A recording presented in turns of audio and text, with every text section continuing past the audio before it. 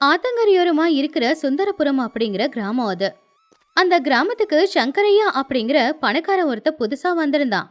அவனுடைய பழைய ஊரு வெள்ளத்துல அடிச்சுக்கிட்டு போனதுனால நஷ்ட ஈடா கொடுத்த பணத்துல இங்க வயலை வாங்கி இந்த ஊர்லயே தங்கியிருந்தான். அவனுடைய பொண்டாட்டி பேரு சரளா.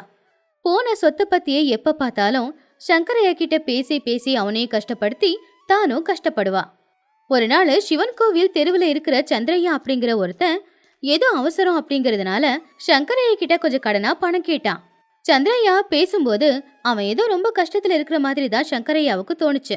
ஆனா அவன் இந்த ஊருக்கு புதுசுங்கிறதுனால எடுத்த உடனே பணத்தை கொடுக்காம 2 நாளுக்கு அப்புறமா வந்து பாருன்னு சொல்லிட்டான். அடுத்த நாள் சங்கரையா அந்த ஊரோட தலைவரான வீரையாவை பார்க்க போனான். வீரையா அவர் வீட்டு திணையில உக்காந்துக்கிட்டு கணக்கு புத்தகத்துல ஏதோ கணக்க பாத்துக்கிட்டு இருந்தாரு. வணக்கங்க ஐயா. உங்க வீட்டுக்கு வந்து உங்க நேரத்தை வீணாக்குறதுக்கு என்ன மன்னிச்சிடுங்க. வா சங்கரையா, உக்காரு. என்ன இவ்வளோ காலங்காத்தால வந்திருக்க? அப்படி என்ன முக்கியமான விஷயம்? ஐயா, உங்களுக்கு சிரமம் கொடுக்கறதுக்கு என்ன மன்னிச்சிடுங்க. நான் இந்த ஊருக்கு புதுசு. சிவன் கோவில் தெருவில் இருக்கிற சங்கரையா அப்படிங்கிறவரு என்கிட்ட கொஞ்சம் பணத்தை கடனா கேட்டாரு. நீங்க இந்த ஊர் பெரியவர், இந்த ஊர் மக்களை பத்தி உங்களுக்கு நல்லா தெரியும். அதனால தான் சந்திரையாவை நம்பி பணத்தை கடனா கொடுக்கலாமா வேண்டாமான்னு உங்ககிட்ட ஒரு ஆலோசனைய கேட்டுட்டு போலான்னு வந்தேன். ஓ, சந்திரையாவா? நீ இந்த ஊருக்கு புதுசுங்கிறதால கேட்டிருக்க. இது உன்னோட அப்பாவித்தனமோ இல்ல உன்னோட எச்சரிக்கையோ தெரியல. தயவு பண்ணி சொல்லுங்க ஐயா. நான் இந்த ஊருக்கு புதுசு. அவர் எப்படின்னு எனக்கு தெரியாது. முன்னெச்சரிக்கையா உங்கள மாதிரி பெரியவங்க கிட்ட கேட்டுட்டு அப்புறமா பணத்தை கொடுக்கறது நல்லதுன்னு நினைக்கிறேன். நான் உண்மைய சொல்றேன். அந்த சந்திரையா கொடுத்த வாக்க காப்பாத்துறவன் கிடையாது. கையில பணம் கிடைச்சா போதும், அவனுடைய பொழுதுபோக்குக்காக அவன் கண்ட மேனிக்கு செலவு பண்ணுவான். அப்படிப்பட்ட ஆளுக்கு உன் பணத்தை கடனா கொடுக்காத. கொஞ்சம் ஜாக்கிரதையா இருந்துக்கோ. அப்படியா? சரிங்க ஐயா. நீங்க சொன்ன மாதிரியே நான் ரொம்ப ஜாக்கிரதையா இருக்கிறேன். உங்களுக்கு ரொம்ப நன்றிங்க ஐயா. சங்கரையா வீரையாவுக்கு நன்றியை தெரிவிச்சுட்டு அவன் வழியில வீட்டுக்கு வந்து சேர்ந்தான். அன்னையில இருந்து சந்திரையா மேல அவனுக்கு ஒரு கெட்ட எண்ணம் தான் வந்துச்சு. வீரையா சொன்ன வார்த்தைகள் சங்கரையாவை குழப்பமடைய வச்சுது. சந்திரையாவோட முகத்துல உண்மையிலேயே கவலை, ஏதோ ஒரு பெரிய பிரச்சனையில அவன் மாட்டிக்கிட்டு இருக்கிற மாதிரி தான் அவன் முகத்துல தெரிஞ்சுது. ஆனா ஒருத்தங்க பேசுறதை வச்சே அவங்க கஷ்டத்துல இருக்காங்களா இல்லையா அப்படிங்கறத நம்மளால முடிவெடுக்க முடியாதுன்னு அவன் நினைச்சான். மறுபடியும் 2 நாளுக்கு அப்புறமா சந்திரையா சங்கரையா கிட்ட பணம் கேட்கறதுக்காக வந்தான். சங்கரையா, நான் பணத்தை கடனா கேட்டு 2 நாள் ஆச்சு. தயவு செஞ்சு எனக்கு உதவி பண்ணுங்க. எனக்கு எவ்வளோ அவசரமா பணம் தேவைப்படுதுன்னு கடவுளுக்கு தான் தெரியும். என் பொண்டாட்டிக்கு உடம்பு சரியில்லை. சந்திரையா, நான் இப்ப மட்டும் என்ன சொல்ல போறேன்? என்னை மன்னிச்சிடு. என் கைக்கு இன்னும் பணம் வரல. ஐயோ, அப்படி சொல்லாதீங்க. இந்த ஊருக்கே தெரியும் நான் எவ்வளோ நம்பிக்கையானவன், விசுவாசமானவன்னு. உங்க பணத்தை ஒரே மாசத்துல வட்டியோட திரும்ப கொடுக்கறேன். நீங்க செய்யற இந்த உதவியை இந்த ஜென்மத்துல மறக்க மாட்டேன். என் பொண்டாட்டிய பட்டணத்துல இருக்கிற மருத்துவமனைக்கு கூட்டிட்டு போய் வைத்தியம் பார்க்கணும்னு எல்லாரும் சொல்றாங்க. தயவு செஞ்சு மறக்காம பணம் கொடுங்க. சரி, பார்க்கறேன்.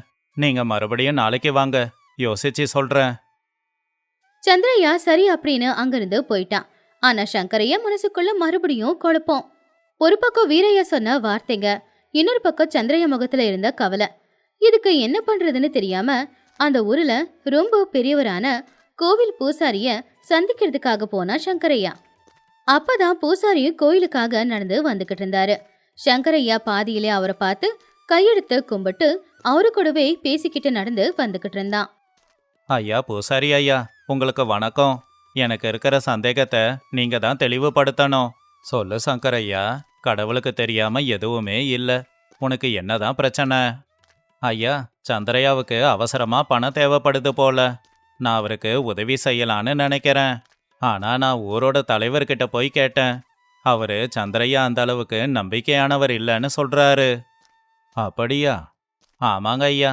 இதுல உங்களோட ஆலோசனை என்ன? நான் மற்றவங்க சொல்றத கேட்கணுமா இல்லை என் மனசு சொல்றத கேட்கணுமா? அடுத்தவன் பேச்ச கேட்காத, கெட்டு போயிடுவ அப்படின்னு ஒரே ஒரு வார்த்தையில சொல்லிட்டு பூசாரி அங்கிருந்து போயிட்டாரு. அப்போ சங்கரையாவுக்கு ஒண்ணுதான் புரிஞ்சுது. பூசாரி என்ன சொல்ல வராரு? வீரையா சொல்றதையெல்லாம் கேட்காத, சந்திரையா ரொம்ப நல்லவன் தான், அவனை நம்பி பணத்தை கடனா கொடு அப்படின்னு சொல்ற மாதிரி இருந்துச்சு. சங்கரையா குழப்பமே இல்லாம வீட்டுக்கு வந்து அடுத்த நாள் சந்திரையா கிட்ட பணத்தை அவனுக்கு கொடுத்து அனுப்புனான். சந்திரையா சந்தோஷமா பணத்தை வாங்கிக்கிட்டு போயிட்டான். இப்பதான் சங்கரையாவுக்கு மனசுக்கு நிம்மதியா இருந்துச்சு. சங்கரையாவுக்கு பூசாரியோட வார்த்தையிலயும் சந்திரையா மேலேயும் நம்பிக்கை வந்துச்சு. ஆனா அந்த நம்பிக்கை ரொம்ப நாள் நிலைக்கல. 4 மாசம் ஆனாலும் சந்திரையா பணத்தை திரும்ப கொண்டு வந்து கொடுக்கல. தானா கொண்டு வந்து கொடுப்பான் அப்படின்னு சங்கரையா காத்துக்கிட்டு தான் இருந்தான். அதுக்கப்புறம் ஒரு நாள் நேரா போய் கேட்டுடலான்னு சந்திரையா வீட்டுக்கு வந்தப்போ சந்திரையா வெளியில வந்தான். என்ன சந்திரையா, நான் உனக்கு பணம் கொடுத்து 4 மாசம் ஆச்சு. ஒரே மாசத்துல திருப்பி தரேன்னு சொன்னியே, என்ன கதை? சங்கரையா, உங்க பணம் எங்கேயும் போகாது, கண்டிப்பா கொடுக்கறேன். கொஞ்ச நாளா கையில பணம் இல்ல. உங்களுக்கே தெரியும் நான் ரொம்ப கஷ்டத்துல இருக்கேன்னு. பணம் வந்ததும் சொல்றேன், வந்து வாங்கிக்கோங்க. என்னய்யா, நீ வாக்கு தவறியே. அன்னைக்கு உன் பொண்டாட்டிக்கு வைத்தியத்துக்கு பணம் இல்லைன்னு நீ என்கிட்ட எப்படியெல்லாம் கெஞ்சி கேட்ட, மறந்துட்டியா? நான் இப்பவும் அதை தானே சொல்றேன், பொறுமையா இருங்க. நீங்க இப்பதானே ஊருக்கு வந்திருக்கீங்க. இந்த உலகத்தை பத்தி உங்களுக்கு இன்னும் சரியா தெரியல. உங்களுக்கு பணம் வேணும்னா இன்னும் 4 மாசம் காத்துக்கிட்டு இருங்க. சந்திரையா அன்னையில இருந்து சங்கரையாவை எங்க பார்த்தாலும் சரி, உனக்கும் எனக்கும் எந்த விதமான பழக்கமும் இல்லைங்கிற மாதிரி மூஞ்சி திருப்பிக்கிட்டு போய்கிட்டு இருந்தான். அது சங்கரையாவுக்கு கஷ்டமா இருந்துச்சு. இது வேலைக்காகாது அப்படின்னு முடிவு பண்ணவன் அன்னைக்கு கொஞ்சம் சோகமா அவனுடைய வீட்டுக்கு திரும்பி வந்தான். வீட்டுல அவனுடைய பொண்டாட்டியான சரளா ரொம்ப கோவமா நின்னுக்கிட்டு இருந்தா. எங்க போயிருந்தீங்க? ஆமா, அந்த சந்திரையா பணத்தை கொடுத்தானா இல்ல மிச்சம் இருக்கிற நம்ம சொத்தை ஏமாத்திட்டு போயிட்டானா? சரளா, அந்த சந்திரையா நம்மள ஏமாத்திட்டான். என்னது? நான் தான் சொன்னல, இந்த ஊரு நமக்கு புதுசு, யாரையும் நம்பி பணத்தை கொடுக்காதீங்க அப்படின்னு. கேட்டீங்களா? தலைப்பாட அடிச்சுக்கிட்டேன். ஆனா என் பேச்சு நீங்க மதிக்கல. நஷ்ட ஈடா வந்த பணத்தை கூட தூக்கி ஒருத்தனுக்கு கொடுத்து ஏமாந்து நிக்கிறீங்களே, இது நல்லா இருக்கா? நான் தலைவரோட பேச்ச கேட்கல, பூசாரியோட பேச்ச கேட்டேன். அடுத்தவன் பேச்ச கேட்டா கெட்டுடுவேன்னு சொன்னாரு. அந்த பூசாரி சொன்னது இருக்கட்டும், ஏன் அந்த வீரையா சொன்னதும் இருக்கட்டும். நான் யாரு? நான் உங்க பொண்டாட்டி. நான் சொன்னது கேட்டீங்களா? நான் தான் சொன்னல, யாரு கஷ்டம்னு வந்தாலும் நாமளே கஷ்டத்துல இருக்கோம், உதவி செய்யாதீங்க அப்படின்னு. நீங்க அப்பாவியா இல்ல முட்டாளா? இன்னொருத்தங்களை நம்பி நமக்காக வச்சிருந்த பணத்தை இப்படி தானம் பண்ணிட்டு வந்து நிக்கிறீங்களே. எனக்கு இப்ப என்ன பண்றதுன்னே தெரியல சரளா, என்ன மன்னிச்சிடு. மன்னிக்கணுமா? மன்னிச்சு என்ன பண்ண போறேன்? இப்ப கையில பணம் இல்ல, என்னையும் என் பிள்ளைங்களையும் நான் எப்படி பாத்துக்கிறது? இதுக்கெல்லாம் பதில் சொல்ல வேண்டியது யாரு தெரியுமா? அந்த பூசாரி தான். சரளா ரொம்பவும் கோவமா பேசி திட்டிட்டு அங்கிருந்து உள்ள போயிட்டா. பொண்டாட்டி திட்டினதை நினைச்சு ரொம்பவும் வருத்தப்பட்டான் சங்கரையா. இந்த விஷயத்த எப்படியாவது முடிச்சு வைக்கணும் அப்படின்னு முடிவு பண்ணி ஊரோட தலைவரான வீரையாவை சந்திக்கிறதுக்காக போனான். ஐயா, நீங்க சந்திரையாவை நம்பாதான்னு சொன்னீங்க. ஆனா நான் அந்த பூசாரியோட பேச்ச கேட்டு சந்திரையாவுக்கு பணத்தை கொடுத்துட்டேன். இப்ப சந்திரையா பணத்தை திரும்ப கொடுக்காம என்னை ஏமாத்த பாக்கறான். நீங்க தான் நியாயத்தை சொல்லணும். அட, நான் தான் உனக்கு அவனை பத்தி அன்னைக்கே தெளிவா சொன்னேனே. ஆனா நீ என்னோட பேச்ச கேட்காம அந்த பூசாரியோட பேச்ச கேட்டியா? அந்த பூசாரிய நம்பி தானே நீ கடன் கொடுத்த.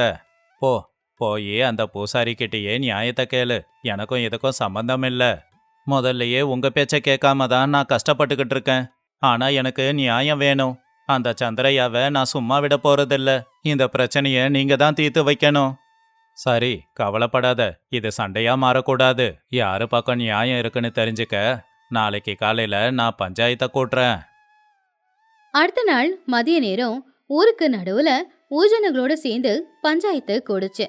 அந்த பஞ்சாயத்துக்கு தலைவரும் சங்கரையும் சந்திரையாவும் வந்திருந்தாங்க. சங்கரையா, என்னாச்சுன்னு சொல்லு. ஐயா, சந்திரையா அவருடைய மனைவி வைத்தியத்துக்காக 1 மாசத்துக்கு முன்னாடி என்கிட்ட கடன் வாங்கினாரு. 1 மாசத்திலேயே திருப்பி தரேன்னு சொன்னாரு. ஆனா இப்ப அவரு என்ன ஏமாத்த பாக்குறாரு, தரமாட்டேங்கிறாரு. ஐயா, நான் சொல்றதையும் கேளுங்க. நான் அந்த பணத்தை வாங்கினது உண்மைதான், இல்லைன்னு சொல்லல.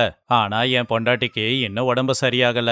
என்னோட வியாபாரம் கூட இப்ப முன்ன மாதிரி சரியா நடக்கல. இவர்கிட்ட வாங்கின பணத்தை நான் திரும்ப கொடுக்கறதுக்கு எனக்கு ஒரு 6 மாசம் அவகாசம் கொடுங்க ஐயா. அப்பதான் என்னால பணத்தை திரும்ப கொடுக்க முடியும்.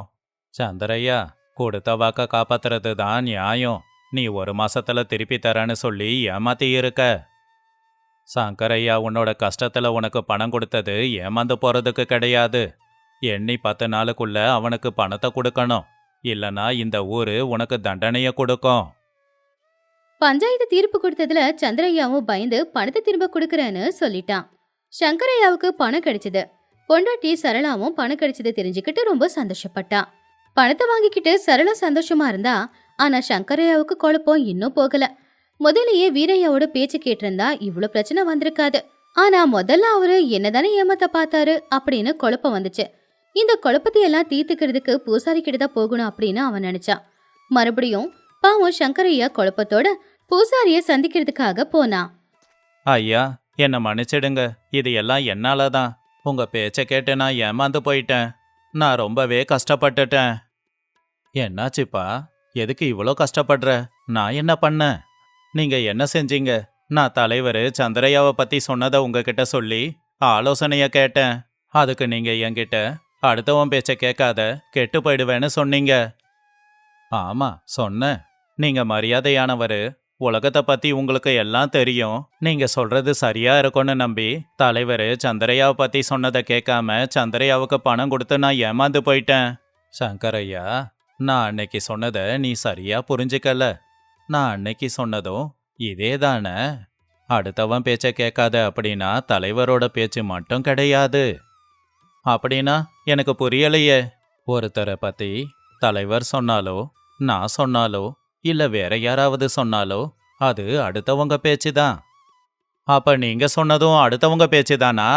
உண்மையிலேயே ஒரு மனுஷன் எப்படிப்பட்டவன்னு நம்ம அனுபவத்தால, அவன் கூட இருக்கிற பழக்கத்தாலையும் தான் தெரிஞ்சுக்க முடியும். நீ சந்திரையா கிட்ட நல்லா பழகி இருக்க. அவனுடைய கஷ்டங்களை பார்த்து இருக்க. அவனுடைய நேர்மைய பத்தி உனக்கு தெரிஞ்சிருக்கும். உன் மனசுக்குள்ள நீ அவனை பத்தி என்ன நினைக்கிறியோ அதுல உறுதியா இருக்கணும். அடுத்தவங்க பேச்ச கேட்டு முடிவு பண்றது எவ்வளோ பெரிய தவறு தெரியுமா? ஐயோ, நான் தப்பு பண்ணிட்டேன். என்ன மன்னிச்சிடுங்க. நீங்க சொன்ன வார்த்தையோட உண்மையான அர்த்தமே எனக்கு இப்பதான் புரியுது. மூணாவது மனுஷங்க சொல்றத கேட்டு நாம ஒரு முடிவுக்கு வந்தா அது கண்டிப்பா தப்பா தான் போய் முடியும். அதுதான்ப்பா நானும் சொல்றேன். அடுத்தவங்க பேச்ச கேட்காத. இது ஒரு மனுஷனா இருந்தாலும் சரி, ஒரு பிரச்சனையா இருந்தாலும் சரி, உனக்கு எது நல்லது அப்படிங்கிற தெளிவு கண்டிப்பா உனக்கு தான் இருக்கணும். இனிமேலாவது மத்தவங்க பேச்ச கேட்காம உன்னுடைய வாழ்க்கைய தெளிவா வாழு. பூசாரி சொன்னதுல இருக்கிற உள்ளர்த்தம் அப்பதான் முழுசா சங்கரையாவுக்கு புரிஞ்சுது. பூசாரி கிட்ட வரேன்னு சொல்லி சங்கரையா வீட்டுக்கு கிளம்புனான். பணம் திரும்ப கிடைச்சதுல அவன் சந்தோஷமா தான் இருந்தான். ஆனா பூசாரி ஒரு வாழ்க்கைக்கான பாடத்தை கத்து கொடுத்ததுல அவன் இன்னும் ரொம்பவும் சந்தோஷமா இருந்தான். தர்மபுரம் அப்படிங்கிற ஊர்ல சுப்பையா, ராமையா அப்படிங்கிற அண்ணன் தம்பிங்க இருந்தாங்க. சின்ன வயசுலயே அவங்க அப்பா அம்மா இறந்து போனதுனால அவங்க தாய் மாமன் தான் அவங்க 2 பேரையுமே தூக்கி வளர்த்து ஆளாக்குனாரு. பசங்க 2 பேரும் வளர்ந்து பெரியவங்களானதும் அவங்க 2 பேருக்கும் அவரு கல்யாணமும் செஞ்சு வச்சாரு. பெரியவன் சுப்பையாவுக்கு பக்கத்து ஒரு ஜமீன்தார் பொண்ணான சுஷீலாவை அவரு கட்டி வச்சாரு. சுஷீலா பணக்கார வீட்டு பொண்ணுங்கிறதுனால அவ பிறந்த வீட்டுல இருந்து வரும்போது புகுந்த வீட்டுக்கு நிறைய பணத்தை கொண்டு வந்தா. ஆனா பணத்தோட சேர்ந்து அவ திமிரு, கர்வம் 2த்தையுமே கொண்டு வந்திருந்தா. ஜமீன்தார் வீட்டு பொண்ணு அப்படிங்கிற திமிரு அவ பேச்சிலேயே தெரிஞ்சுக்கிட்டு இருந்துச்சு. முதல்ல சுப்பையா நல்லவனா தான் இருந்தான். ஆனா பொண்டாட்டி பேச்சு கேட்டு கேட்டு அவனும் கெட்டவனாயிட்டான். கூட பிறந்த அவனுடைய தம்பிய கூட அவன் மட்டம் தட்ட ஆரம்பிச்சிட்டான். சின்னவன் ராமையாவுக்கு அதே ஊரை சேர்ந்த ஒரு சாதாரண விவசாயியோட பொண்ணு லக்ஷ்மி கூட கல்யாணம் நடந்துச்சு. லக்ஷ்மிக்கு சொத்து பத்து எதுவுமே இல்லைனாலும் அவளுடைய நல்ல குணமும் அறிவும் அவளுக்கு இருந்துச்சு. வறுமையிலேயும் கூட எப்படி வாழ்க்கையை வாழணும் அப்படிங்கறது லக்ஷ்மிக்கு நல்லாவே தெரியும். புருஷனை நல்லபடியா பாத்துக்கிட்டு இருக்கிறத வச்சே குடும்பத்தை நடத்திக்கிட்டு சந்தோஷமா வாழ்ந்துகிட்டு இருந்தாங்க. இப்படி அண்ணன் தம்பிங்க 2 பேரும் ஒரே ஊர்ல வேற வேற இடத்துல வாழ்ந்துகிட்டு இருந்தாங்க. ஒரு வீட்டுல பணமும் அதிகாரமும் இருந்துச்சு. இன்னொரு வீட்டுல வறுமையும் நல்ல மனசும் இருந்துச்சு. இப்படி இருக்கும்போது ஒரு நாள் மதிய நேரம் ஒரு முனிவர் அந்த ஊர்ல மெதுவா நடந்து வந்துகிட்டு இருந்தாரு. அந்த முனிவர் முதல்ல நேரா போனது அந்த ஊர்ல இருக்கிற சுப்பையாவோட வீட்டுக்கு. அவரு சுப்பையா வீட்டு வாசல்ல நின்னு அம்மா அப்படின்னு கூப்பிட்டாரு. அவரு கூப்பிடும் போதே குரல்ல ஒரு சோகம் தெரிஞ்சுது. அப்போ பட்டு புடவை கட்டிக்கிட்டு நகைய போட்டுக்கிட்டு சுஷீலா வெளியில வந்தா. உடம்புல காவி துணிய போட்டுக்கிட்டு ரொம்பவும் சோர்வடைஞ்ச அந்த முகத்தை பார்த்ததும் அவளுக்கு சுத்தமா பிடிக்கல. யார் யானி? அம்மா கிம்மானுக்கிட்டு ஏன் வீட்டு வாசல்ல வந்து நின்னுக்கிட்டு இருக்க? நான் என்ன உன்ன மாதிரி சாதாரண பொண்ணா? ஜமீன்தாரோட பொண்ணு. ஏன் வீட்டு வாசல்ல நின்னு என்ன அம்மானு கூப்பிடுற? இப்படி பிச்சை எடுத்து சாப்பிடுறியே, உனக்கு வெக்கமா இல்ல? ஐயோ அம்மா, நான் பிச்சை எடுக்கிறதுக்காக வரல. நான் ரொம்ப தூரத்துல இருந்து நடந்து வரேன். அதனால எனக்கு காலெல்லாம் ரொம்ப வலிக்குது.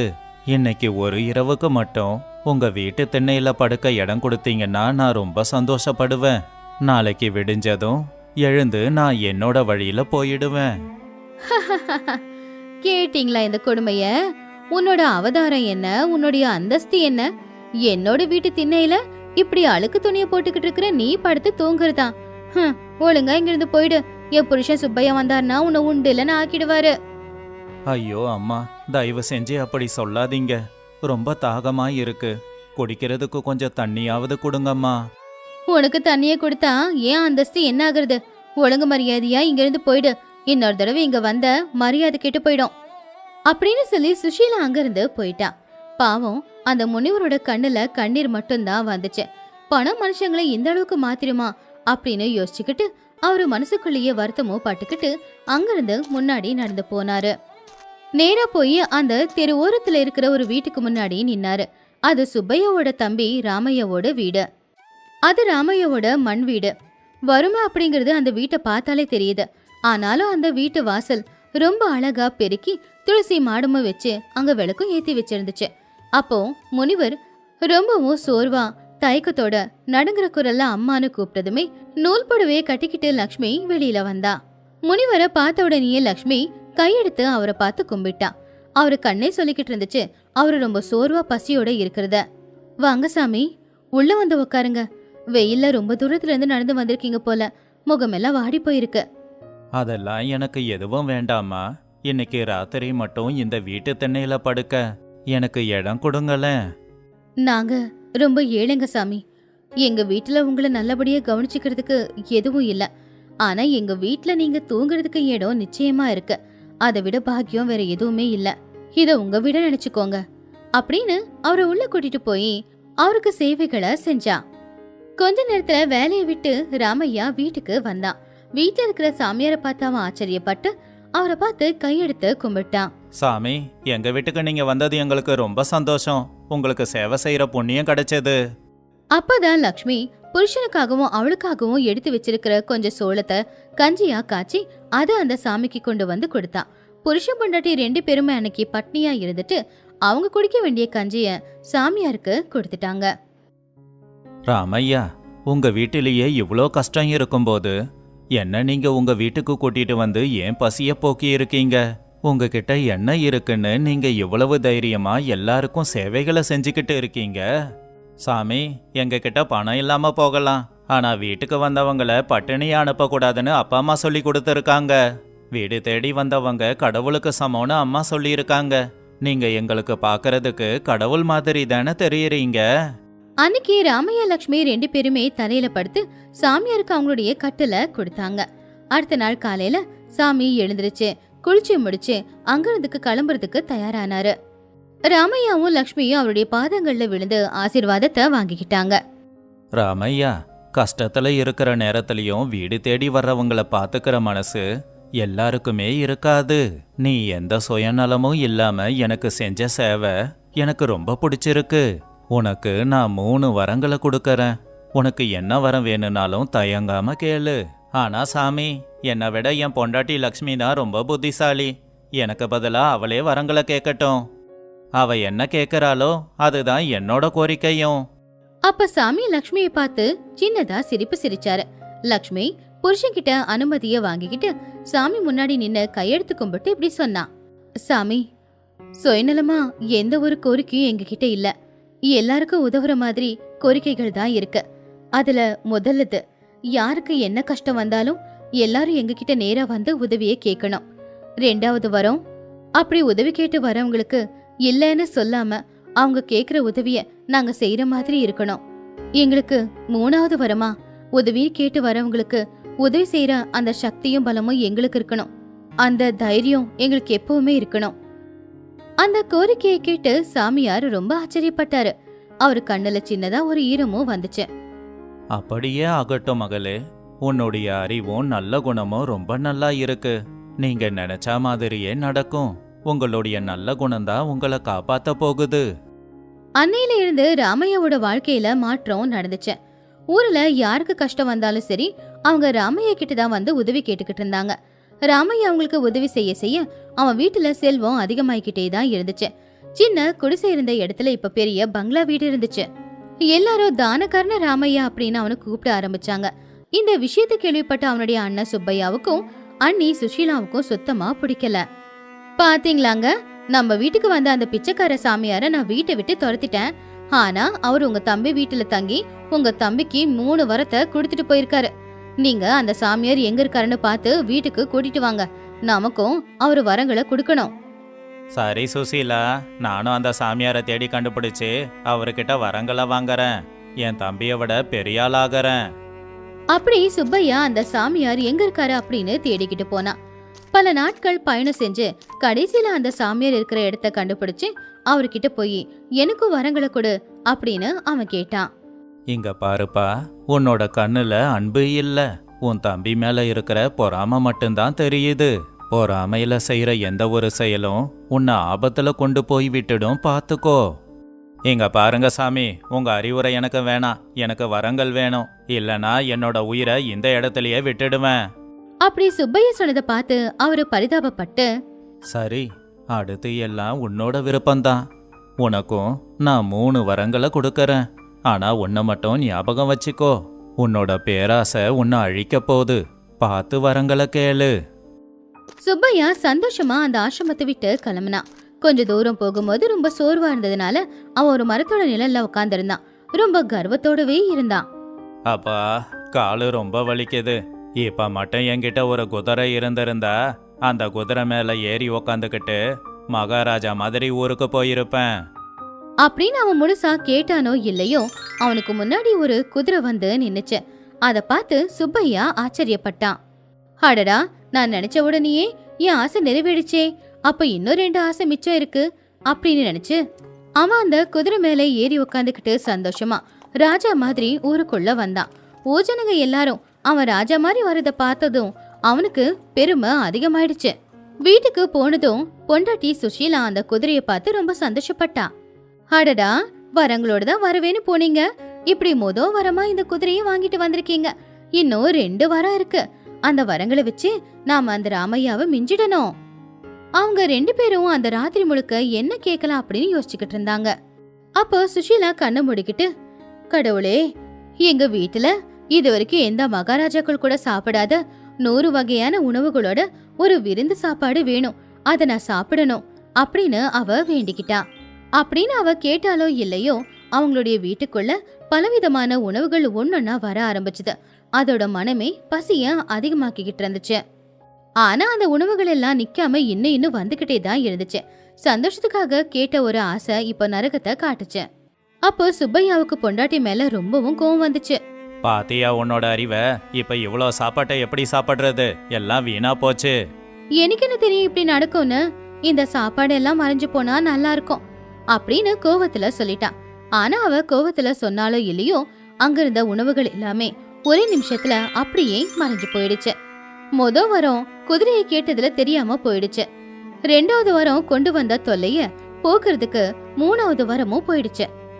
இப்ப அவங்க கிட்ட குதிரையை தவிர வேற எதுவுமே இல்ல அப்படின்னு யோசிக்கும் போது சுப்பையாவும் சுஷீலாவும் ரொம்ப வருத்தப்பட்டுக்கிட்டு இருந்தாங்க. அப்போ ஒரு புது பிரச்சனை தொடங்குச்சு. அவங்களுக்கு வரமா கிடைச்ச அந்த குதிரை அவங்களுக்கு ஒரு நரகத்தை காட்ட ஆரம்பிச்சுது. சீச்சி, இந்த குதிரைக்கு நான் சாப்பாடு கொண்டு போய் போடணுமா? நான் ஜமீன்தாரோட பொண்ணு, என்னால குதிரைய பாத்துக்க முடியாது, வேணும்னா நீங்களே பாத்துக்கோங்க. சுப்பையாவுக்கு என்ன பண்றது அப்படின்னே புரியல. அந்த குதிரையை வித்துடலான்னு பார்த்தாலும் யாரும் அந்த குதிரைய வாங்கல. அந்த குதிரை மேல அவன் வரும்போது ஆச்சரியமா பார்த்த ஓஜனங்க இப்ப அவனை பாவமா பாத்துக்கிட்டு இருந்தாங்க. பாத்தீங்களாடா அந்த சுப்பையாவோட திமிர? மகாராஜா மாதிரி குதிரையில வந்தான், ஆனா அந்த குதிரைக்கு சாப்பாடு போட அவன்கிட்ட பணம் இல்லையா. இதுக்கு எதுக்கு அவன் குதிரையில வரணும் அப்படின்னு ஜனங்க பேசுற வார்த்தைங்க அவங்க மனசுல முள்ளு மாதிரி குத்திக்கிட்டு இருந்துச்சு. எந்த வரத்தை அவங்க ஆசையா கேட்டாங்களோ அந்த வரம் வீணா போனது மட்டும் இல்லாம அவங்களுக்கு கஷ்டத்தையும் கொடுத்துட்டு போச்சு. 2 பேரும் அவங்க முட்டாள்தனத்தை நினைச்சு ரொம்பவும் வருத்தப்பட்டாங்க. நல்ல குணமும் நல்ல எண்ணமும் இல்லாத இடத்துல எதுவுமே தங்காதுன்னு அவங்க புரிஞ்சுக்கிட்டாங்க. ராமையா, லக்ஷ்மி 2 பேரோட மனசும் தூயமான மனசு. அவங்களுக்கு எந்த கெட்ட எண்ணமும் சுயநலமும் இல்லைங்கிறதுனாலதான் இன்னைக்கு அவங்க அந்த நிலைமையில இருந்தாங்க. 2 பேருமே அவங்க தப்ப தெரிஞ்சுக்கிட்டு ராமையா, லக்ஷ்மி 2 பேருக்கிட்டையும் மன்னிப்பு கேட்கறதுக்காக அவங்க வீட்டுக்கு போனாங்க. என்ன மன்னிச்சிடுடா தம்பி, பண திமிரு என் கண்ணை மறைச்சிடுச்சு, அதான் உன்னை கஷ்டப்படுத்திட்டேன். சுஷீலாவும் அவ தப்பு தெரிஞ்சுக்கிட்டு லக்ஷ்மி கிட்ட மன்னிப்பு கேட்டா. அன்னையில இருந்து ராமையா சுப்பையா 2 பேரும் ஒன்னா சேர்ந்துட்டாங்க. சுப்பையா அவன்கிட்ட இருக்கிற குதிரைய தம்பிக்கு பரிசா கொடுத்தான். அப்ப ராமையா அந்த குதிரையில ஊருக்குள்ள போய் ஊர்ஜனங்களுக்கு நல்லது செஞ்சுக்கிட்டு இருந்தான். அப்படி சுப்பையா சுஷீலா 2 பேருமே இருக்கிறத வச்சு சந்தோஷமா வாழ்க்கைய வாழ கத்துக்கிட்டாங்க. இந்த கதையில இருக்கிற நீதி என்னன்னா, பேராசை பொறாம இது ரெண்டுமே நம்ம வாழ்க்கைய அழிச்சிடும். நல்ல குணம், சுயநலமே இல்லாத அந்த எண்ணம் இது மட்டும்தான் நம்ம வாழ்க்கையில முன்னேற காரணமாவும் இருக்கும், மத்தவங்களோட வாழ்க்கையில அவங்க நல்லா இருக்க காரணமாவும் இருக்கும். பொறாம படக்கூடாது.